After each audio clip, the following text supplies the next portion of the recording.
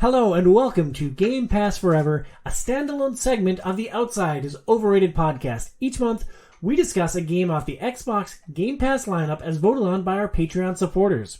If you enjoy this content, please visit patreon.com/OiO and pledge $2 a month to support the show.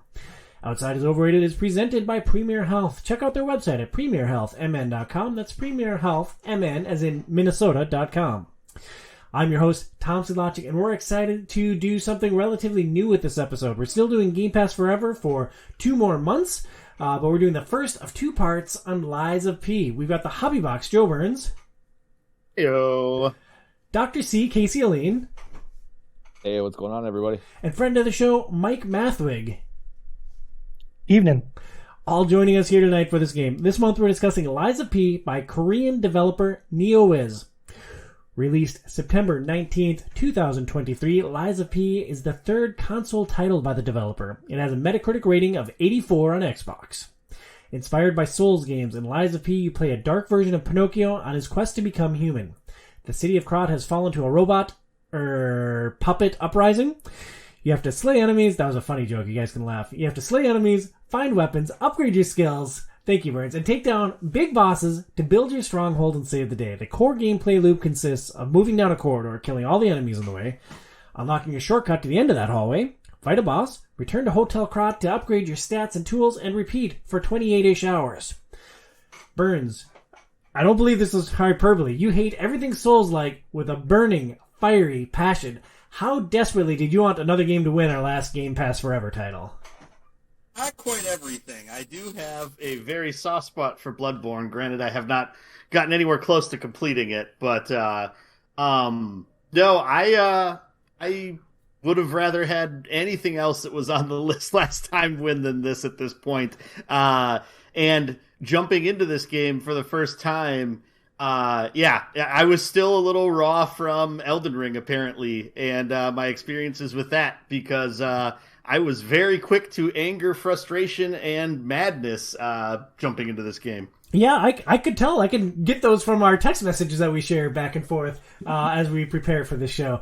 Now, Casey, you had just a ball, a blast, a ton of fun with Jedi Fallen Order, where you got stuck on Dathomir, your first planet away from home, and ruined the experience. How was your second Souls experience, my friend?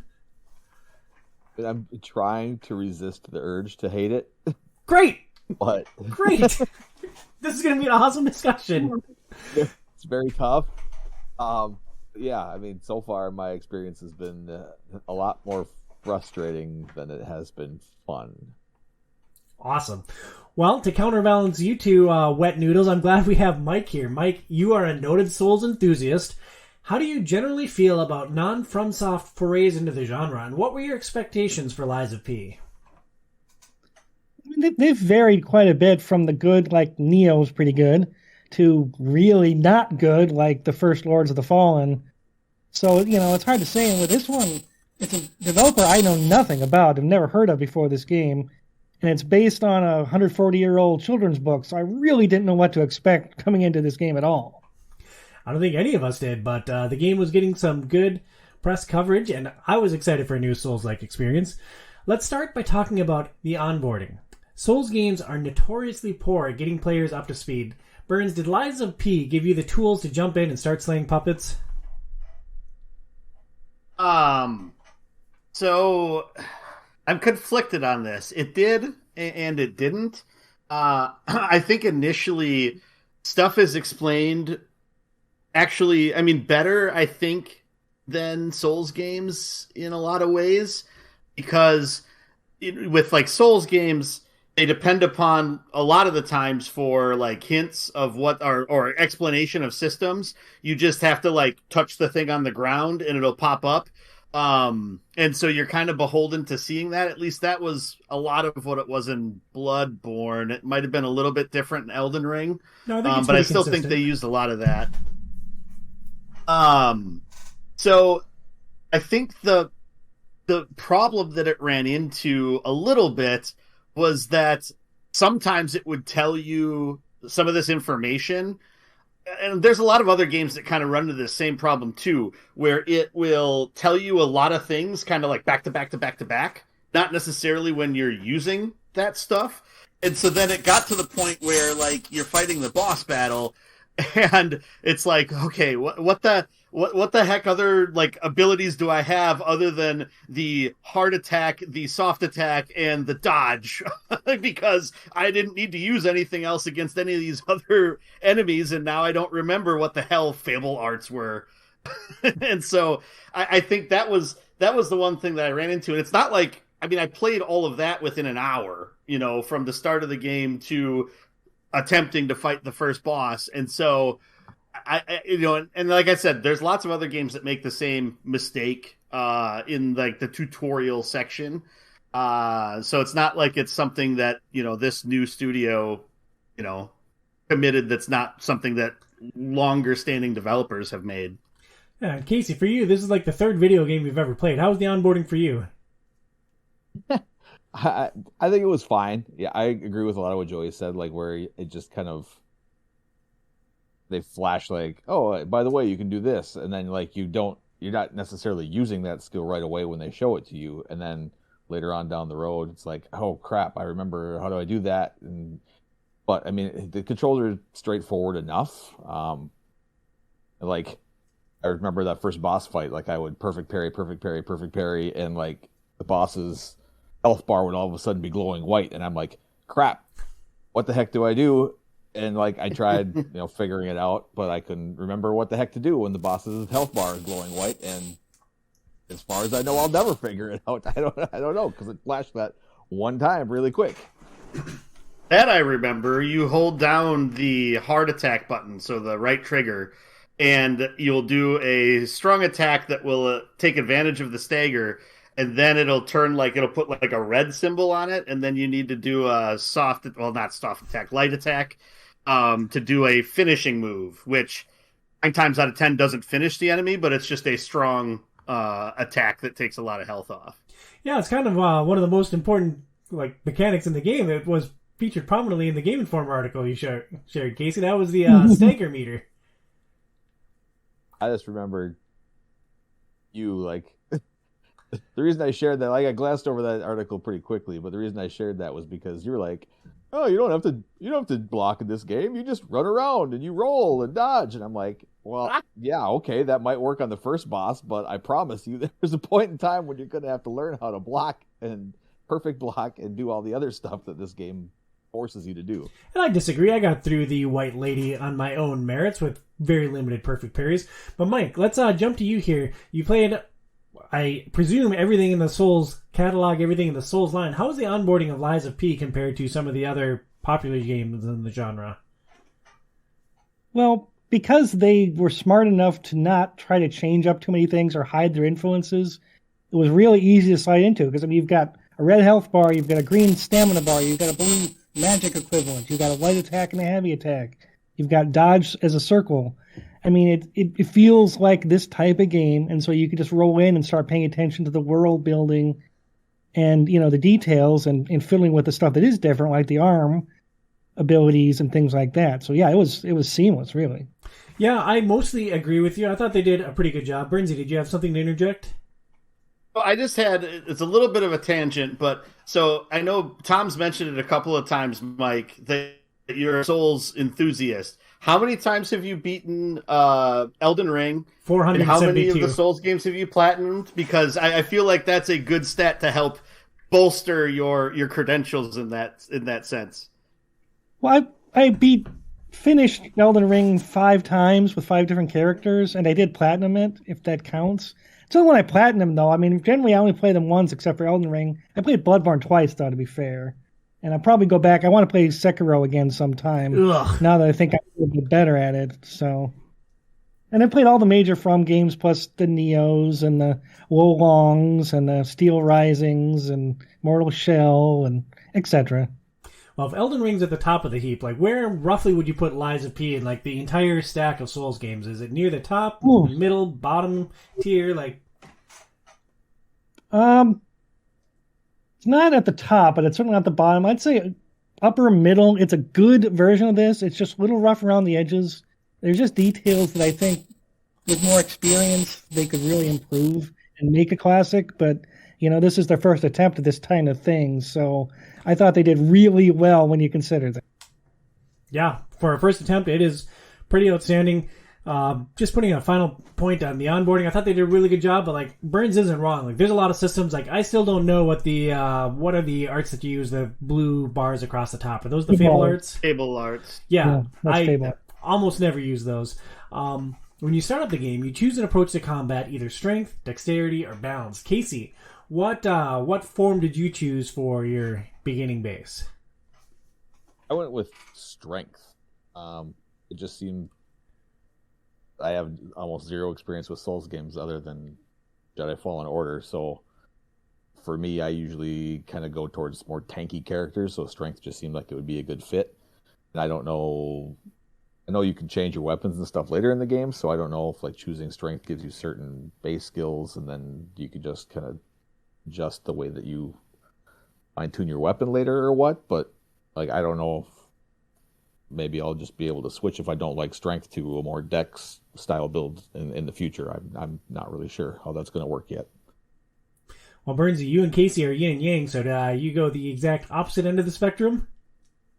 I guess I did. I did the dexterity option. The main reason I did that was because, so there was on like the Apple IIe a game called Swashbucklers, and basically you play a pirate or whatever, and you basically just sword joust with people. I love your pirate arms right now. So, that was very illustrative. Thank you. Yeah, because that's what you do in the game, and then like you basically put the like sword up or down to block, and then like poke attack. Mm-hmm. So that the sword reminded me of like those types of rapier types of swords that they would use in those. So that's kind of what called to me. It did lead me though, the fact that it's like this is the dexterity sword, it led me to a gripe, because it's like, okay, I selected this dexterity sword, so it gets to the point where it's the first time for me to level up. It's like, okay, let's pump up dexterity. And it's like, okay, yeah, dexterity is nowhere on any of the stat screens whatsoever. And so it's just like, either use dexterity as like the stat, or like, you know, say that this is the type of attack it is. What is it, like modality or something like that? I can't quite. The technique is dexterity, motivity is strength in essence. Got it. Okay. And so it just like it baffled me, because then it's like, okay, now I gotta like move it around and look at what numbers get higher on there. And so that's like the first kind of gripe. Like, use the word and then putting in like parentheses after it, like dexterity, if you're trying to get us to make that connection between the things, so that it's not just completely obtuse when you get to that point. It is strange. They use different, like, we're all used to the D&D archetype for your stats: strength, dexterity, charisma, wisdom, intelligence, all of that. In Lies of P, it is motivity, technique, advance, I forget, capacity. Mike, what did you feel about their way of introducing these stats to us and the way they labeled them? I mean, there is descriptive. It kind of tells you what they are, but I agree they probably would have been wiser for the English language release just to use those words, you know, the classic words rather than their own, just for the sake of being, you know, transparent. I mean, you figured it out pretty quick. I'm a professional writer. I make my living with words. I don't know what the frick motivity is. Like, I had no idea. It's like, okay, well, that's like the lightning bolt one, so I'll keep boosting my lightning bolt skill. Yeah, I do think that was probably a mistake, in the sense that it added a little, you know, opaqueness that didn't need to be there.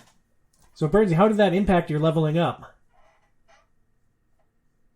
I mean, eventually I just looked at, once I figured out which one it was, that's just the number that keeps getting higher. So, all right, let's put more into that number that keeps getting higher. Then, Mike, for you, when you started your character, did you go strength or dex? I chose the balance option because I figured I'd let the weapons I found decide which way I ended up going later on. Once I found a weapon I liked, look at the scaling on it, and then that's kind of the way I would go with, you know, my further leveling at that point. Yeah, I did the same thing. Like, I chose balance. Because I didn't know what the choice meant. So like it's like, yeah, I want to be big and strong, but generally in games like I like to push the tempo and I like to be as quick as possible. So I thought maybe Dex would be a better fit, but like I didn't want to lean all in and then be like a weakling character for the entire game. So a quick question with the strength weapon or the balanced weapon, I guess.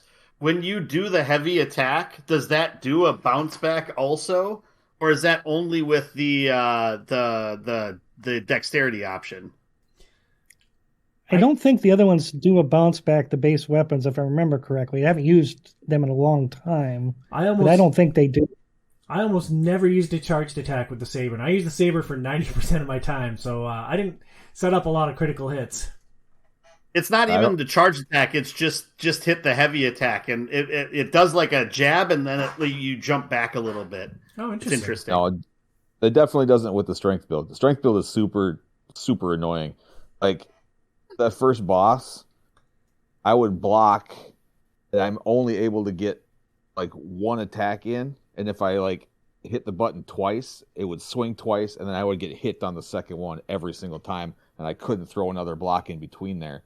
It's like, so I'm sure I have to increase my speed a little bit at some point in time, which I know we're going to get into how we kind of tried to upgrade. But yeah, like right now, the strength build for me, I think was not a good move because it's super, super frustrating, especially during boss fights where I can only get, like I'm constantly, it's block, one hit, dodge roll backwards or sideways to get out of the way of his next attack that's coming. And it's slow, tedious, and not the way I like to play. Yeah, and it plays really well with your twitch reflexes too, I'm sure. Casey, I'm going to give you one piece of friendly advice here. Just restart. Restart with the Dex option, and I bet you'll have a more positive experience. And while you're doing that, throughout the game, you'll find weapons, and you'll upgrade weapons, and you'll mix and match the handles from these weapons. Like you can take the blade from the saber and put it on the handle from the police baton and make a new thing. So I thought we should spend some time talking about the weapons that we favored. And Burns, we'll start with you on this one. I mean, I got to the point where I could buy the other starting weapons, but it figured like that would be a waste of ergo at that point. So, I will say, compared to like Bloodborne, the weapons at the start of this game are a bit underwhelming. Like, granted, like I do kind of like having the swashbuckling sword, but I think with Bloodborne specifically, and I think FromSoft does this in some of their more recent games, maybe not as much in Elden Ring, but like they had some crazy unique weapons, especially in Bloodborne. And having like the switch weapon, so you have almost two different attacks with each one of them, I think was a really interesting thing, and that's something that drew me into the game when I first started playing it. Which with Lies of P, it's just like, okay, it's these three swords that almost look exactly the same when you're like looking at them on the little, tabletop when you're trying to choose which one it is. So it's just like, I don't know. I think that's one thing where I can kind of see like why FromSoft makes that type of a decision. And part of that might be maybe just comes with experience also, but it's definitely something that like draws you into it. It's like, okay, this is something crazy that I've never seen before. This saw cleaver. How do I make this work? That seems interesting and fun. And then as you get moving on, you unlock like the Kirk hammer and some of those other things too. Now I'm guessing as you get deeper into the game, there's probably a lot more interesting and crazy weapons. That's probably going to be more interesting once I would get to that point. But the initial selection was a little underwhelming.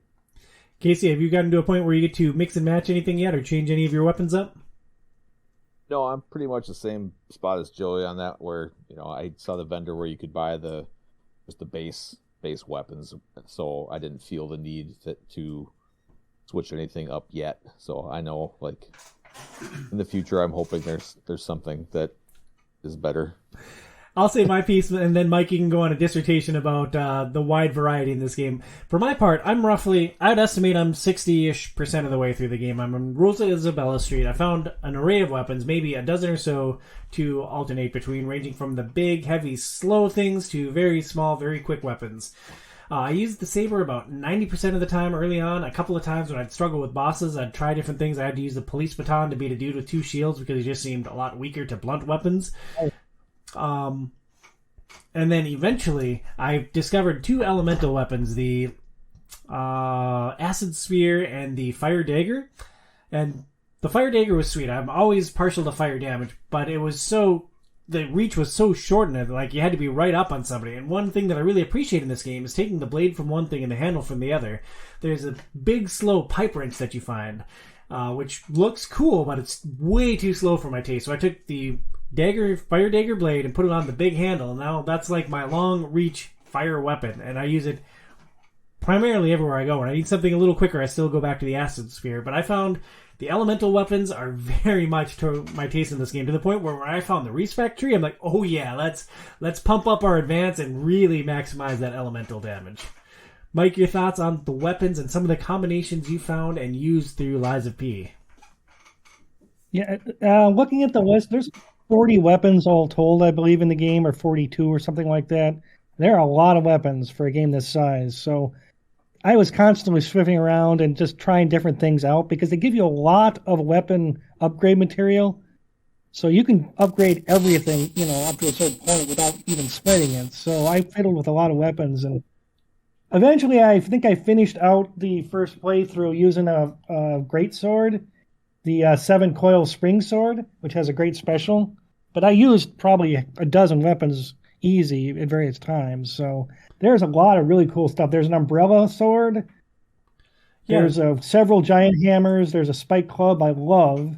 The umbrella sword, is that one of the special ones from, what's his name, Oladipo? Olidoro. Olidoro. He offers you special weapons throughout the game. After you beat bosses, you get a special ergo that you can trade in. Which of his special weapons would you say is the most new player friendly? I would kind of say the 7-coil sword is pretty darn user friendly, and the holy sword of the arc you get from the archbishop fight is also really pretty user friendly for people that are using big weapons. For smaller weapons, I don't know. I'd have to think about that. I was mostly using heavy by that point. One thing to remember: puppets are generally more susceptible to blunt damage and electricity. So if you're fighting a puppet boss and you're struggling, if you have a weapon that's blunt and electric, it really will help. Yeah, I'm going to have to change it up. I'm stuck on the big, dumb cloud puppet on Rosa Isabella Street right now. And the one who does the spinning attack and has got the giant fist he flings at you? Yep, that's the one. Yeah, that's tough. That's a tough place to fight him. Go past him, save past him, and fight him back there if you can. It's much easier. Oh, interesting. I've been dragging him back down the street. Like, he rolls the big fireball down, and I pull him down that way, so it's just me and him, and I have to retrieve my ergo, which I've had to do like 6 times now. It's I did that too, but if you go past him, there's a save point, and then you can just lure him back there and fight him without all that other nonsense and stuff. So nice. All right. Well, we are full of tips here. Throughout Lies of P, you face an array of enemies, from common melee opponents to bigger units, mini bosses, and full-on FromSoft-inspired bosses. Casey, did any of the encounters that you faced stick out to you at this point so far? No, nothing yet. Other than being, for me, stupidly hard.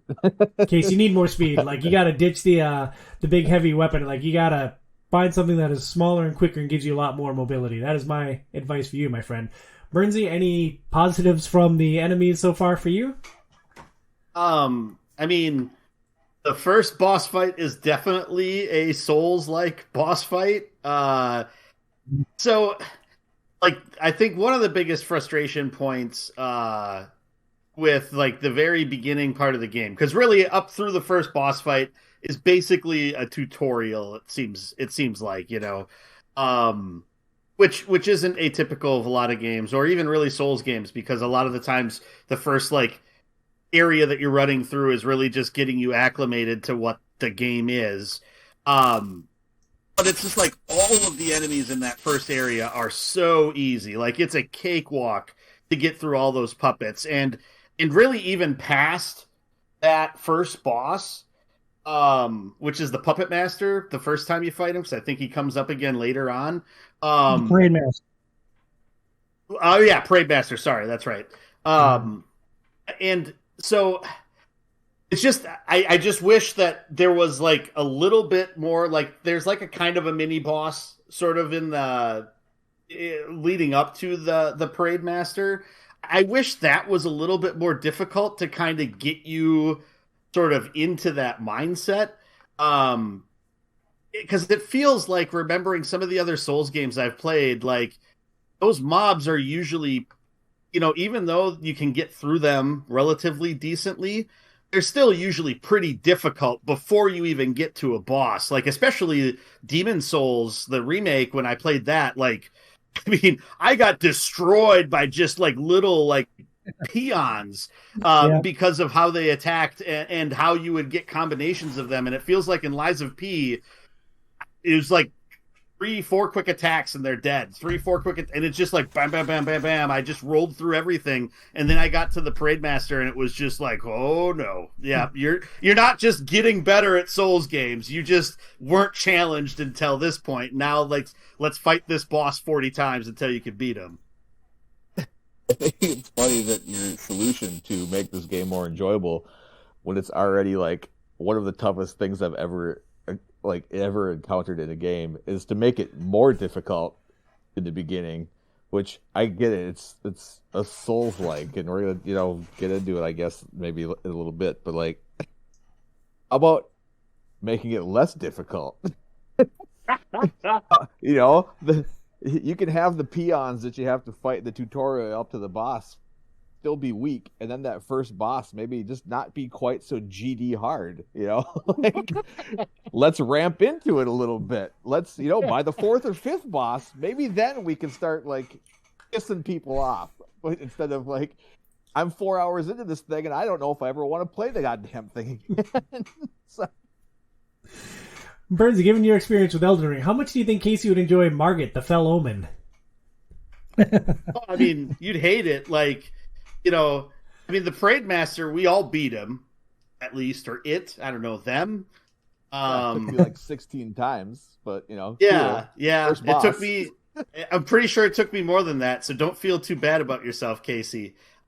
Granted, some of those were just like rage encounters, and it's like, oh, the beginning didn't start right. Okay, just kill me. I need to restart. And so, but yeah, I just feel like it's just like something with like that whole like phase could just be a little bit more, could just be a little bit better to help ease you into that, or build you up to being a little bit more prepared for that boss fight. And I don't know how to phrase this without being a butthole to you guys, so I'm sorry. That's fine. But I found this game, up until the end of the Cathedral, to be much easier than a lot of the Souls games. Like, I got through the Parade Master on the first or second try. The first boss that really slowed me down was the Archbishop. You still use the sprite every single time on the bosses, though? Yeah, I do. Yeah, so like if you, it's a great mechanic to make it a little bit easier. But like, no other Souls games have anything even close to that, where like, oh, this boss is really difficult. Like, let's have a little sprite of yourself running around the battlefield to distract the boss. Yeah, Elden Ring does that. Sorry, Elden Ring does it, and what was that, Mike? I've never played it, but Dark Souls 2 also has a lot of NPC summons you can use for bosses too. Sure. And I think Dark Souls 3 has some too. So I wanted to transition. I guess. Go ahead. Well, I was gonna say I'm a little bit. I guess I was a little bit more prepared for this just because I've played some of these games before. But I definitely understand where you're coming from, Casey. But yeah, I still would say Elden Ring was more egregious just because when you get to the first boss fight, you can't beat them unless you're like insanely good at the game, because you're probably under-leveled for that encounter with Margit, which is a lot of the reason why I ended up not playing much more of that game, because trying to wander around and level up was just frustrating and annoying. And to be honest, when I got to the Parade Master and like I'm sitting there trying to figure out like what strategies I need to use against him, like I was starting to feel like this might be another thing like that. Like, hence why I took an entire week off in between the first time I played the game and the second, was because that entire week after that, it's like, I should play Lies of P. And you know what? I felt exactly like I did in college when I had an exam paper or a term paper I had to write. And it's just like, I don't want to do that now. I'll do it later. And push it down, kick it down to the can, or kick the can down the road as far as I can. That's kind of what it felt like. Now, once I finally beat the Parade Master and could get past that point, I think things got back to that point where, you get your little bit of lore dump, which is always good for me. And then after that point, even, I think a lot of the mobs were pretty easy to get through. And it wasn't until you get to the rooftops where they throw weird combinations of things at you that I wouldn't even say that the enemies there are difficult. It's just the way that they array them and the things that you have to do to try to get through them is a little bit more complicated. But it still is really just like a couple of jabs and you probably kill all of them. Except for the few of them that are a little bit harder that are usually transitions between zones or whatever. Well, it's kind of the war of attrition, and that's what makes the Souls-like formula so intriguing for me is incremental improvements. You learn where the enemies are, you learn how you pull them in little bits so that they don't burns you so distracting. I can't look at that. Sorry. And so, you make these little incremental improvements, oh, crap, they ding me this time. Oh, they ding me again. I'm out of the batteries or the Estus flask or whatever the resource is in this game. And it's that's the hook for me, is figuring out those different enemy arrangements and making little incremental improvements and seeing if I can push it just a little bit further the next time to make it to the next Stargazer, to make it to the next boss. And, that's really the hook for me. And it's sometimes it's well, I got through that encounter, but I'm completely out of healing. I don't see the Stargazer, so I'm just going to reset. Hopefully I can level up, and then we're going to try this again and try to be a little bit more efficient next time. That's really where my love of these games comes from. Yeah, and I can understand that. And I think it's just, it really, for me, it was just how big of a ramp up it was to the Puppet Master, and then trying to get, or Parade Master, excuse me. I keep kind of mixing those two words up, but yeah, that was really the biggest frustration that I ran into, other than just maybe a few other things that we'll get into as we get a little bit deeper on into our discussion today, and in a month. And going back to my point, I found that at least early on, the bosses in this game were significantly easier than some of the other Souls games that I've played. Mike, do you agree with that assessment? Is this game a little bit on the easier side of the Souls spectrum, or does it ramp up like crazy at the end? I'm certainly being pushed to my limit now in the Rosa Isabella Street. The white lady, the stupid clown dude, I am facing some skill checks now, but early on I was rolling through this. I feel like the regular enemies and regular areas are a little easier. I don't feel the bosses are, though. I thought the bosses, a lot of them were really difficult. Interesting. Because I'm never good at perfect parries. I had the same trouble with Sekiro, where it's about parrying. Ugh. And I have to find ways to do it that don't involve much parrying, so you really have to learn the bosses and the dodging and the attacks, time windows, because I'm just not good at parrying. I don't have the fast twitch, so I have to find other routes to do that. Yeah, I'm in the same Most boat. of the time. I just try to run around to the backside and get as many crits as possible. Yeah, and the only way I could beat the Puppet Master, and I suck at the actual parrying part of it, the attacking after you get the block. But I had to try to relearn how I approach these games by actually blocking.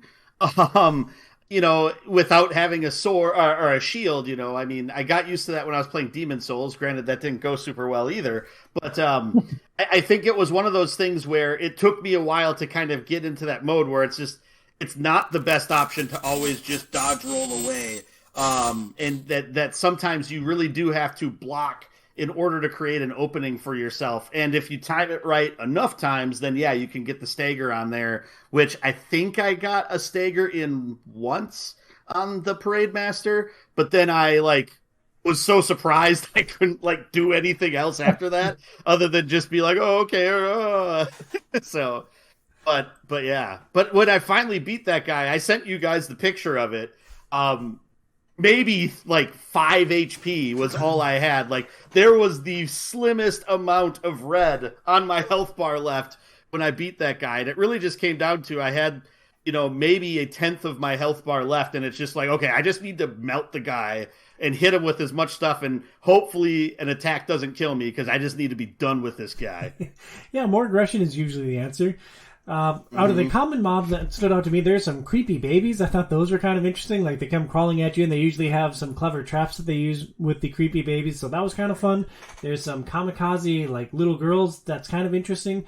And out of the boss fights that I've been through so far, the Black Rabbit Brotherhood was just really cool. This fight, like, it's a group of 4 siblings, and you walk in and you start the fight against this big, beefy dude, and you get him down to X hit points, and the sister jumps in. And then you get him down to Y hit points, and one of the brothers jumps in. And you get him down to Z hit points, the third brother jumps in. So, like, you have to decide how you're going to prioritize your attacks through all of this. And I learned that, like, you have to kill those ads, like, right away. Like, let the other dude wail on your Spectre. Like, you have to deal with those ads, because otherwise, like, you cannot process 4 people on the battlefield with you all trying to kill you. And, like, that was a very challenging fight, but I loved the flow of it and how the other siblings would roll in. Yeah, I mean, that sounds interesting. I mean, there is a good chance that as I get going, I can find a little bit more of a groove.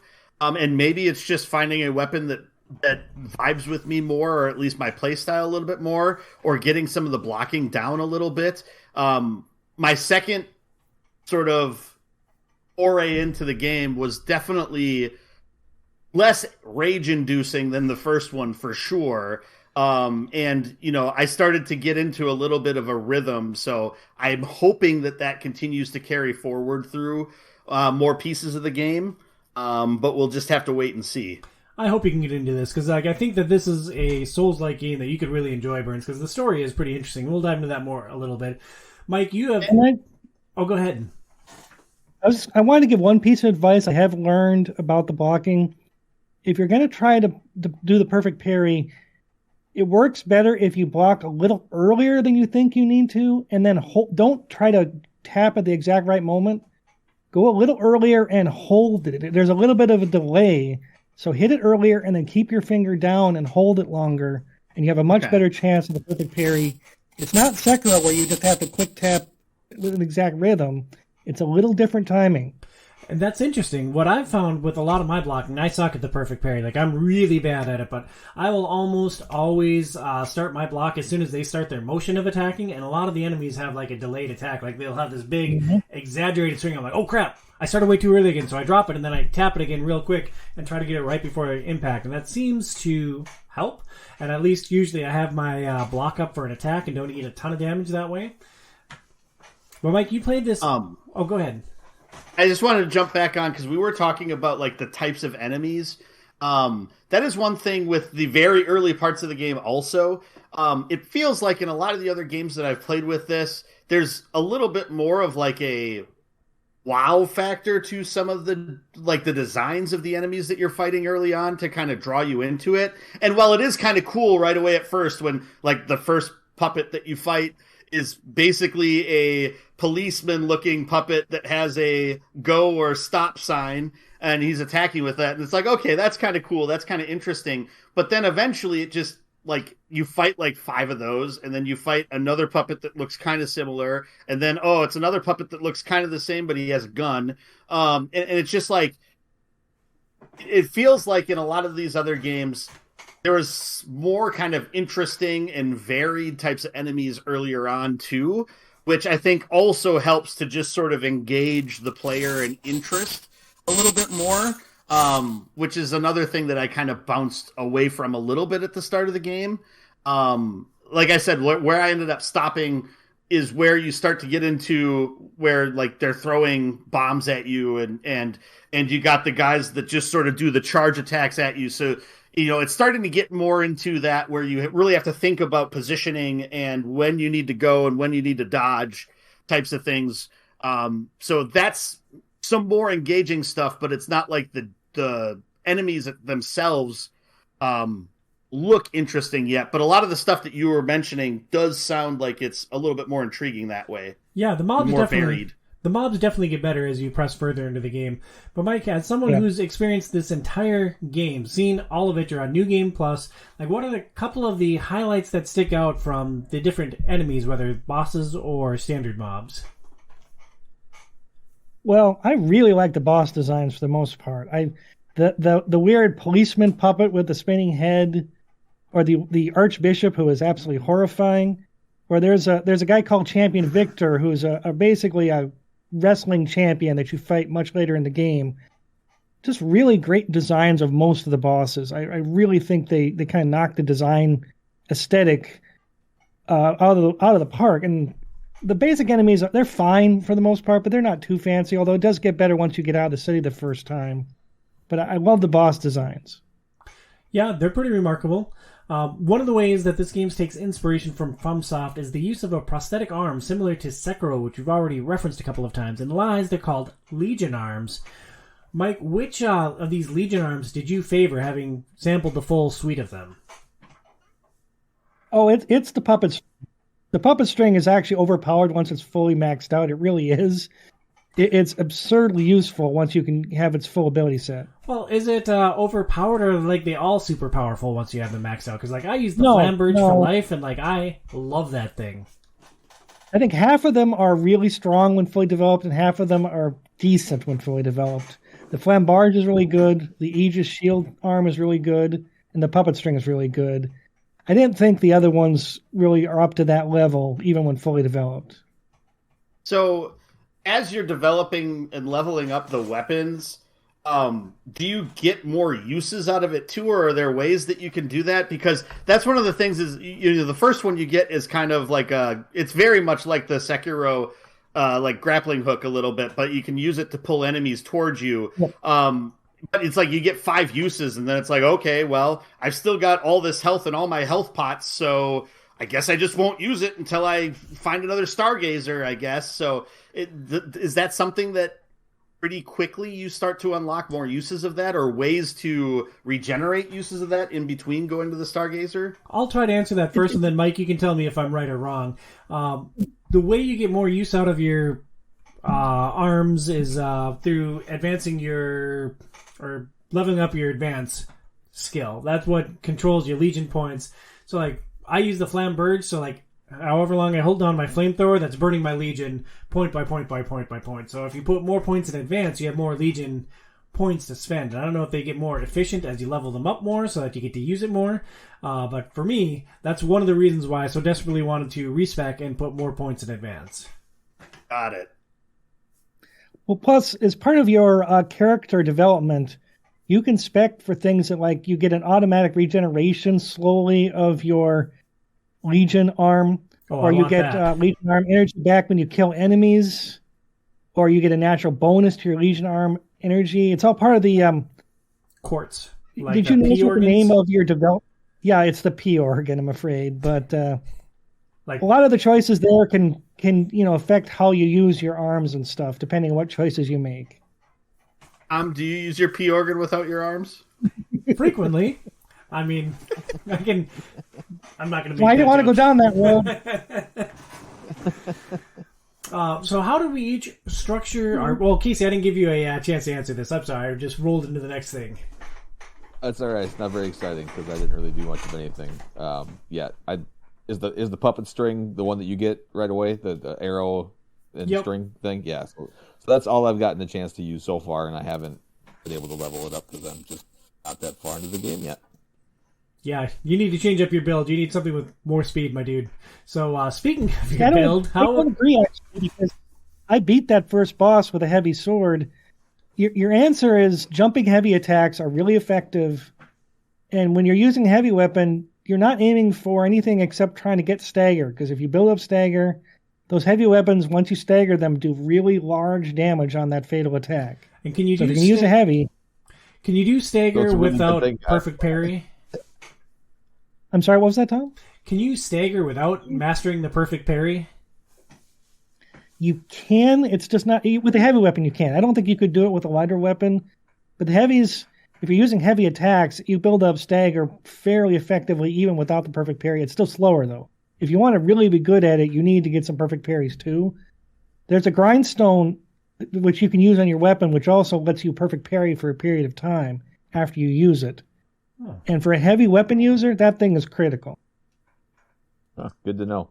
Yeah, I haven't found that yet. Yeah, it's a good thing I forgot how to stagger after the life bar gets white. So that's now that I remember, now that you guys told me how to do that, maybe it will actually be a little bit easier next time. Casey, you're one of the smartest people I know. Like, that's not hyperbole. You're a very smart person. Like, why didn't you just Google what the white health bar means in Lies of P? Like, why didn't you just you're touching your phone all the time, right? Like, why didn't you just Google it? I don't know. Like, it was probably just sheer frustration and I don't know. I tried to just brute force my way past it, and then when I hit that level cap and was like, son of a bee, like it wouldn't let you max out at level 20 and they won't let you go any farther. They actually force you to like there's a level out cap how to beat that boss. There's a level cap at the Puppet Master? Oh wow. Yeah, so each phase, so what I did, because I couldn't beat that boss, I'm like, screw it, I'm just gonna go backwards. So I spent 2 hours just going back, getting as much ergo, yeah, yep, as I could to level up, and I just leveled up, and then it told me that I couldn't use the Stargazer anymore at a certain point. Wow, I didn't know that was possible. Yeah, I had no idea. Yeah. Yep. So I just did that, and then what really helped on that first boss was the vendor sold a electric grinder, that imbued your weapon with electricity, and I was like, well, that can't be a coincidence, right? So I bought one and I used it, and I was like, holy crap, I noticed my damage significantly increased. So then I bought 3, and then I think I beat it 2 fights later. I was like, well, that was the key the whole time.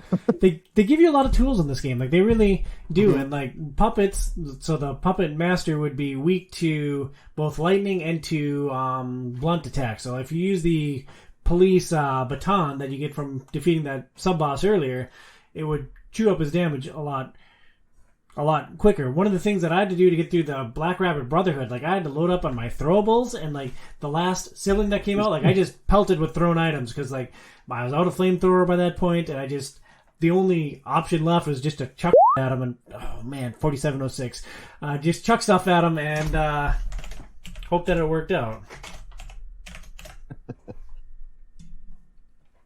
Thanks, Burns. So Casey, you hated your build as a straight tank. Do you think that you're going to try to push forward with this build where you are in the game, or do you think that you would have more fun trying to go back, restart the game with a different setup? I think I'm just going to try to keep going this way and just try to get better, because the thought of going back to the beginning, and even though I'm only just past the first boss and into some of the next corridors and stuff, the thought of going back and trying to beat that and trying to relearn a new build, which probably isn't a whole lot different, but trying to do that again just does not sound fun at all. So forging forward with what I have, I think is going to be the way that I go.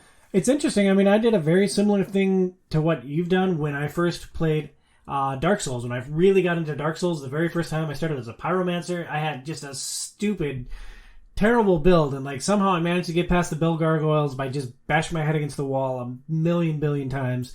But eventually, something clicked, and I did end up restarting eventually, which isn't always an option when we're doing podcasts like this and we're on a schedule. But you are working on an evolution of your gaming style here. So even though this sucks and even though you're frustrated, you are getting better at this game. The fact that you progressed past that first boss, you are learning and evolving, and it will serve you in any Souls-like game in the future. So that's something that you can hang your hat on, as frustrating as this experience has been. Yeah, and that's a lot of what these game designs are all about, is trying to get you to learn through failure, right? It's just how frustrating does that failure get, and how much does that get in the way of your enjoyment of the game?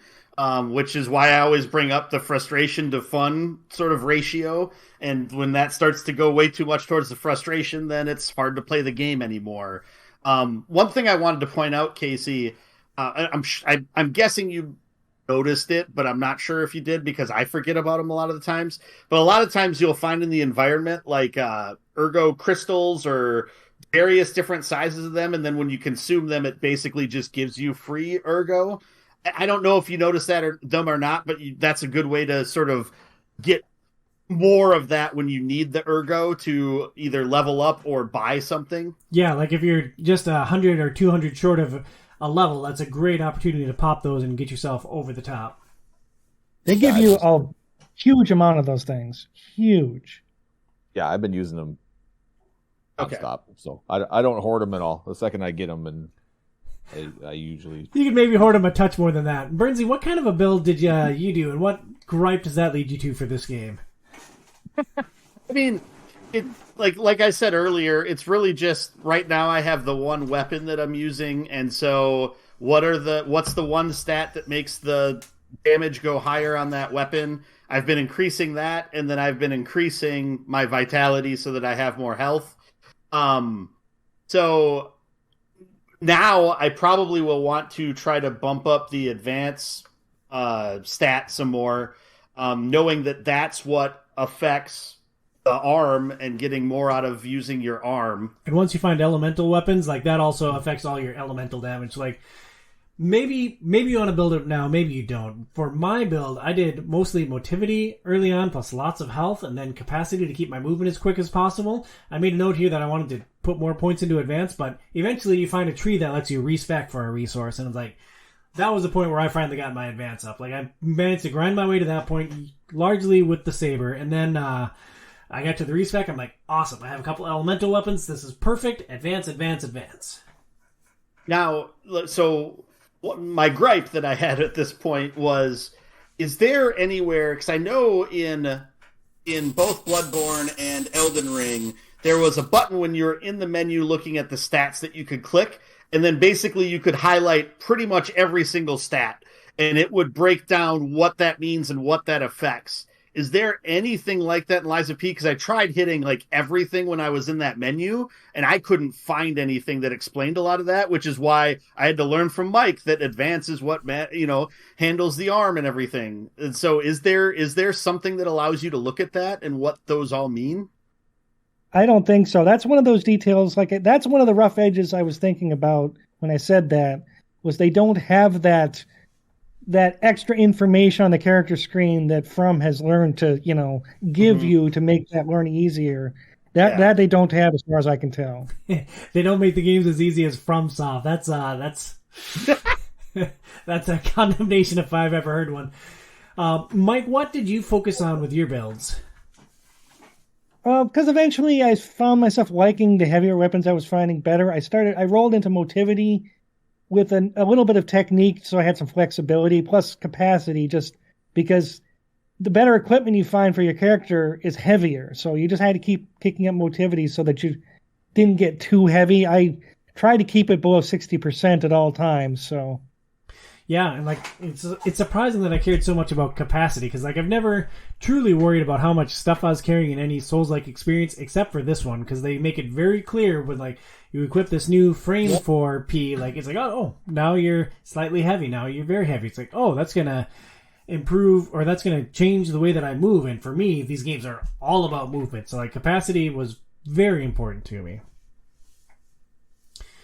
Well, we move on to what I view as the most important part of the entire experience, the narrative. Bernsey, you are narrative lead for Outsiders Overrated. It's the most important part of pretty much any game for you. Did Lies of P strike a narrative chord with you? So, like, very instantly, like, the sort of setup of the out-of-control puppets is interesting and, fits with kind of at least the general sense that someone would have about like Pinocchio and the story of Pinocchio or whatever, which is, that's like intriguing. After that, after that very initial sense, you really get into the whole, the very specific Souls-like drip feed of a little bit of stuff here and there and here and there and here and there. It was interesting that you don't really get any information or like a first cutscene of the game until after you beat the first boss. I feel like a lot of the other like Souls-like games that I've played tend to have a little bit more of sort of those narrative hooks earlier on. other than just, hey, come find me, and then puppets are out of control, yo, and that's all you had to get through kind of the first boss. And so, I would have liked a little bit more, seeing as how I tend to be drawn into the narrative more than anything. Once you get to Hotel Krat and you're able to get a little bit more of that, and you get kind of that next sort of nugget of what to go after, that's a little bit more intriguing, because I'm interested to see what happens, once you find what that next step is. But I think a little bit more of that, maybe a little bit earlier, could have been helpful to sort of help get through that first hurdle. In my opinion, anyway. Brinsley, I think you'll enjoy the story as you get more into it. Like, I've enjoyed the story and the pacing so far. Casey, I appreciate that you're trying hard not to hate this experience. What I'm reading from you is a lot of negativity. Did the narrative provide any counterbalance to your frustrations with this game? Yeah, the narrative, the little bit that I've gotten so far seems awesome. And the boards, the builds itself, like the actual, like the setting that you're in is really cool too. And I think they did a really, really great with the design of the game. So that part of the game I actually think is really cool. I just wish that I was better at it so I could enjoy it a little bit more. Sure.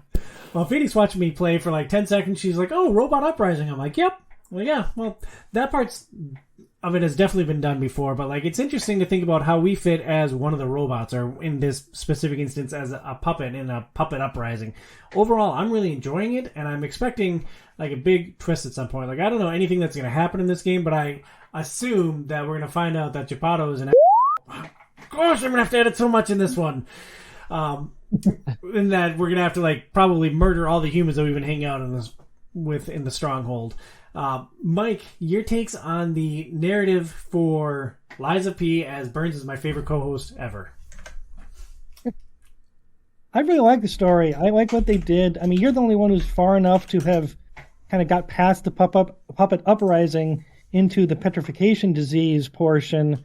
And the way they link those two together and what they do with those is really interesting, I thought, as the story progresses. Well, that's fascinating. Like, they've mentioned where I'm at right now, they've mentioned the petrification disease. Like, everyone is talking about it, but like there's no hint as to what caused it or how they're linked. So I'm glad that I'm like right there, because I think that's going to be awesome. The other thing I really like is these NPCs that you meet.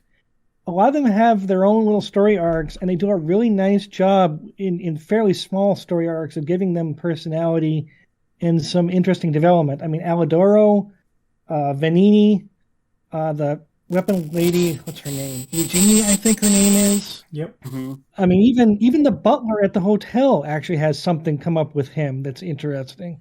Plus, like the two NPCs you met, the what was it, Cat and Fox, I think they are. They have an arc too, if you kind of follow through with that too. So there's just a lot going on that they layered in that really adds depth to this world and to the story that they're telling, which still revolves around your character as Pinocchio and what happens with his development. But all this other stuff really, really, adds a lot of flavor to the world. So is this truly a Souls-like experience if you don't have to go through multiple wikis in order to understand what's happening and watch like somebody do a 3-hour YouTube video explanation about what all this means? Like, is this actually a Souls-like game? It's a little less obscure than normal, although honestly, there's some stuff that I didn't learn until the second playthrough. For example, I don't know if you know. I'm trying to think if either of you have seen it. Tom will have seen it, but a couple of the bosses actually talk to you, but you don't understand what they're saying. They have a on-screen dialogue that's just gibberish. Yeah. Second playthrough, you get an item from Vanini, then a second playthrough translates that stuff for you, and you can see what they're saying. Oh, interesting. That is really kind of interesting and adds quite a bit to those fights the second time through. Yeah, because I definitely noticed that with the Parade Master. Yeah. Yeah, I was gonna say the first boss, you have that, like, we're just across the bottom of the screen is like, who knows what language. Near the end, when you're at the final level, there's a place called the beach, and it really does make your character's story very I shouldn't say very clear, but certainly more clear than you're used to in this style of game. We put it that way. Interesting. Well, Mike, what are your initial impressions on the overall package of Lies of P? I really like it. I think they did a lot of things really well. Like, there's rough edges. There's no doubt that there's things they could have done better. And I just hope that they make a sequel and that they, sand down the rough edges and build on what they've done here, because there's a lot that they've done that I think could really make a great follow-up. Quick follow-up question to that. Do you want a sequel to Lies of P, or do you want another Souls-like game from Neowiz? Well, see, there's a post-credit scene that I would love for them to do that as their sequel. I don't want to say what it is in case you actually get there and see it, because I want you to get to it clean, but appreciate man, that. I really hope that's what they do for their sequel. Let me tell you that. Casey, it's a little mermaid, isn't it? Dang it, I knew it. Yes, Ariel's out there just kicking ass and taking names. Awesome. Casey, your take on the overall package of what you've experienced so far of Lies of P? I want to smash stuff. That's like your TV or like mobs on the screen, or can you be a little bit more specific? I want to be Hulk, and I just want to smash. I don't want to be forced to block and perfect parry and time everything perfect every single time. It's like with Fallen Order, you had to do some of that, and I appreciate that, but it didn't seem as punishing. Like if you miss a block, if you miss it, that first boss, if you mess up on it, you're dead, and you have to start over. It's so far, it's just not something that I'm enjoying at all. And I know that's what these games are. They're supposed to force you to learn. They're supposed to force you into a certain game style. And I don't get it. Maybe I will as I continue to play this, and I will appreciate, the frustration and getting by it, getting past things, the reward that comes with that. I don't know, but there's just a certain group of people who love these games, and just that I don't understand it yet. So that's where I'm at. Well, Casey, I'm so surprised, and especially with the perfect parry. I've known you to have stellar twitch reflex literally our entire lives. We've been friends for a very long time. So I'm surprised that mechanic hasn't really clicked with you. But also, you don't have to take every attack from the enemies on the chin. I spend most of my time figuring out ways to maneuver behind them and get critical hits. It doesn't work for my strength build. I can't physically get behind. I'm not that fast. So maybe that's as going more balanced. That I can duck roll, and actually I'm very good at not very good, but I'm good at the perfect parry. It's not that difficult for me, but it doesn't do me a whole lot of good if I perfect parry to the point where I'm able to stagger them, and I don't know how to stagger them. So sure. Well, you have a couple things to work on, work on that mechanic specifically, and pump some points into capacity so that your movement speeds up a little bit. And I feel like you have all the tools to really enjoy this, and I know that the narrative would draw you. So I'm just I know Burns has a history with Souls games, so I didn't expect an entirely positive experience from him. But you, with more of a blank slate, I think it's more just once you get past the learning curve of this style of game, I think there's going to be a lot here for you specifically to enjoy. Yeah, I just think it's it's a little outside my box. I just I don't like to be forced to play a game a certain way. A little bit of forgiveness would be great, and there's just no forgiveness in these types of things. I just want to, I just want to smash stuff. I want to go in there and I want to not have to block. I want to beat a boss with just quickness and. Well, dude, that's what I do. You're not being forced to play block and stagger attack. There are other tools at your disposal. It's you need to start working towards those things. Eventually, I don't know. I think eventually you need to know how to block and stuff, but yeah, maybe not quite as much as I have been doing. Are you guys using your Fable arts? It sounds like nobody's using. Are you guys using the Fable arts? Because it doesn't sound like anybody's using their Fable arts, and you really should. Almost never. Yeah. Pretty sure I have no idea how to do that either. When you go to the hotel, if you exit to the right side of the hotel, there's those practice training dummies. Use the practice dummies to learn your Fable arts for whichever weapon you're using, and figure out the most effective way to use them, because they can be really, really useful when you're struggling. Yeah. And you activate it by hitting Y. either the Y button. I wanted to say triangle because I'm just in PlayStation mode, but the Y button, or you hold the block and the Y button. Exactly. Each weapon has 2 Fable Arts, and which one they are depends on whether you're holding R1 when you hit the button or not. Here's the reason. Use the practice dummies to learn how to use both of those abilities, and it will make your life a lot easier. Here's the reason that I never use them. Like, it takes some time to recharge those, and so I don't know the most optimal time. I don't know how long it's going to take to recharge, so like I have basically saved them for boss fights and then forgot that they exist. You recharge them by blocking. Oh. And by doing damage. Okay, well, and there's items you can take. I'm good at one of those things. I didn't know. I use those all the time, actually. I just didn't realize that's what they were called. Oh, okay, cool. Yeah, that's good, because I have been using those. Because I mean, some of them are defensive. I mean, there are Fable Arts that are entirely defensive. Like there's some that allow you to basically tank a big hit. You know, things like that, which can be helpful too if you're struggling to block or dodge a certain attack. You know, use your Fable Art to tank it, and you take very little damage. You know, things like that. Just learn what your Fable Arts actually do, what the timing of them is. I got to use the practice dummies. They're so useful when you're learning new weapons. Yeah, I ran right past them. I'm like, yeah, I'll figure this out. Change as you change your weapon. Mm-hmm. Oh yeah, every weapon. I mean, there are some that are, you know, you'll find the same Fable Art in various weapons sometimes, but they're different from weapon to weapon. Especially the more powerful one is usually different for everything, and especially on the more powerful weapons, some of the Fable Arts are really strong. Well, there's a growth area for me too. I'm excited to learn how to actively play this game efficiently. I think this game, well, Burns, let's get your take on the initial package, your initial impressions on the overall package, and then I'll say my little thing. Yeah, I mean, it's definitely fluctuated as my experience has gone on. I was very careful when we first were texting about the game, because I really didn't want to poison Casey. Because my first session with the game was extremely negative, like overwhelmingly negative, to the point of I tell Tom I can't play this game anymore and he needs to find someone else, or just pull Mike along for the whole ride. Like, that's where I was at after that first session. Well, Burns, I appreciate your thoughtful approach to it. And like, I'm not gonna lie, I was checking you guys like time played on the Xbox app, like a very handy thing there. I appreciate your open mind to this. Do you think it was more Elden Ring backlash, or do you think it was shortcomings of Lies of P for you? Like, I know you had a lot of frustration with Elden Ring. Yeah, I think some of it was definitely backlash, and like jumping back into a game like this, it was like instantly. It was a much quicker to frustration.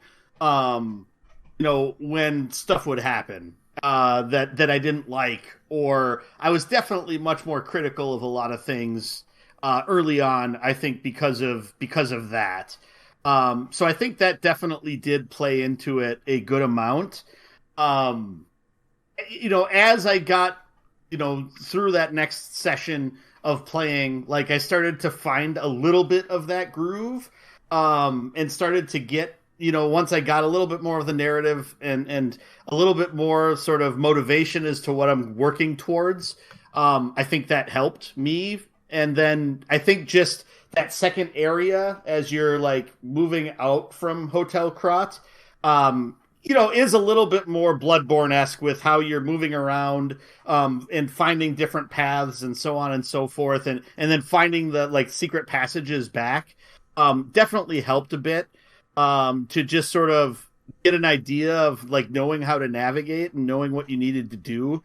So I think that definitely did help. And I think this game also does some really interesting things that help to make the game more user friendly. So most boss fights, if you die in the boss fight, it's going to drop your ergo outside of the fog, instead of every other Souls game, you have to jump in to get it, and then either fight and win or die, and then you just got to go back in and try to pick them up again. Some of the games you had mechanisms to teleport out after you got your stuff back. So I think that was really nice that it drops that down there. When you run out of, and I can't remember what they call them in this game, but basically your healing item, when you run out Pulse of that, what was it? Pulse cells. Pulse cells, yeah. So once you run out of those, if you do damage, you build that back up and get another use of that. And so it was interesting because it made you, I think it made you approach like the healing a little bit differently. So in other games, it was like kind of wait until you desperately needed to use a healing to jump back up. And with this, it was more so, I'm down to half, I'm going to heal back up to full, down to half, heal back up to full. And like, you were kind of like always healing at that midpoint, because then it's like, I'm going to get the most time to try to earn back that last health sort of potion or the pulse cell to be able to heal back up if I need it again down the line. Which I think is also interesting, because otherwise you really didn't have a mechanism to do that at all in the other games. So I guess in closing for this, I do think that this is definitely, it seems to me anyway, and I know there's been a little bit of divisiveness online as to what people think of Lies of P. It does feel like something that Souls fans like really can sink their teeth into to get their fix of masochism until FromSoft comes back to be their daddy again. I don't know about being my daddy, but I think this is a great option for Souls fans. I am really enjoying the Lies of P experience. I think it's awesome. I think it's very Bloodborne-y, and I'm having the best time. And I'm so just bummed that you two are having such a negative experience with it so far. So, Burnsy, what are you looking to accomplish in the next month with Lies of P as we lead up to our final Game Pass Forever segment in December? Yeah, I mean, my hope is that I'm not getting as angry as I was and frustrated, and hopefully getting into more of a groove. I do feel like I'm still sort of 50-50 as to whether this is a good option for people that either haven't played many Souls games before, or are kind of mixed on the genre. A lot of the senses that I have early on is, I know a lot of people have compared it to Bloodborne, and a lot of aspects of it just feel like they were trying to be like Bloodborne, but didn't quite get there in a lot of ways.